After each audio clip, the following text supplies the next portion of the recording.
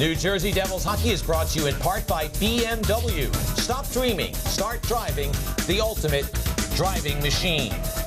1-1 after 1 between the Devils and Lightning in Game 5 of this Eastern Conference semifinal round matchup.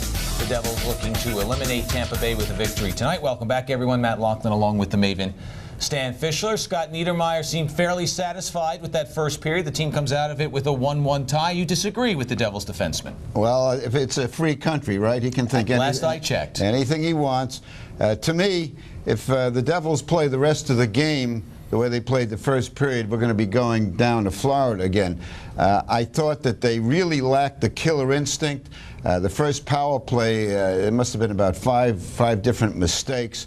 And I just didn't feel that there was the kind of energy until they got the tying goal, and it was a brilliant play. And there was some vigor. Grant Marshall showing me some beef. Well, Pat Burns was asked this morning about Marshall and what he's done for the team and what he's done specifically to help Patrick Elias and Scott Gomez. And he's not a very tall guy. He's not necessarily wide, but he's solid. And what Pat said is he's not challenged. He creates room. And Martin St. Louis gets a hit there, and no one for Tampa. I know it's the playoffs, but no one came to bother him. He's just a tough guy, but not really known as that kind of a guy around the league. And he's very good for Elias and Gomez because they like the fact that he is a policeman on the line. But in the second period, the Devils are just going to have to take it to these guys. They had precious few shots on goal. You got a substitute goalie in there. He goes down, at least on the goal, goes down a little quickly.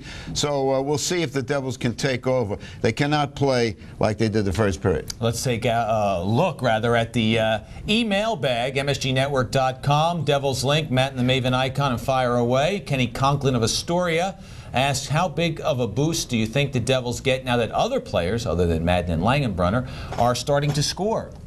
Well, obviously, when you get Elias and Gomez scoring as they did in Tampa, it's okay. But so far, I have not seen any forwards on the team really causing a scoring threat in the first period. It's got to come. There's got to be more from Gomez and Elias and the Nieuwendyk line. Particularly, I'd like to see Jeff Friesen step it up. Let's go back to the email bag. Kenny, thanks very much for your question. Question number 2 comes from Tom Bryceland of Harriman. Do you think Colin White can step up and replace the hitting we normally get from Stevens? I think he needs to drop the hip, then drop the gloves. The only time he should drop the gloves in this game is if there's going to be a coincidental penalty. The last thing the Devils need now are needless penalties because they've got themselves a power play goal and they play best when they've got 5-on-5. Good penalty killing, but you don't want to take any gambles. One more question before we take a break. Don't forget highlights coming up on the BMW Intermission Report. Steve Tardis of Mount Kisco. What is the latest regarding the new arena in Newark? Well, the latest is that nobody knows what's going on. One report is that they're close to swinging a deal, but we've heard that about 40,000 times. I don't believe any of that. I won't believe it until I see it happen. And the other is that it's just hanging out there.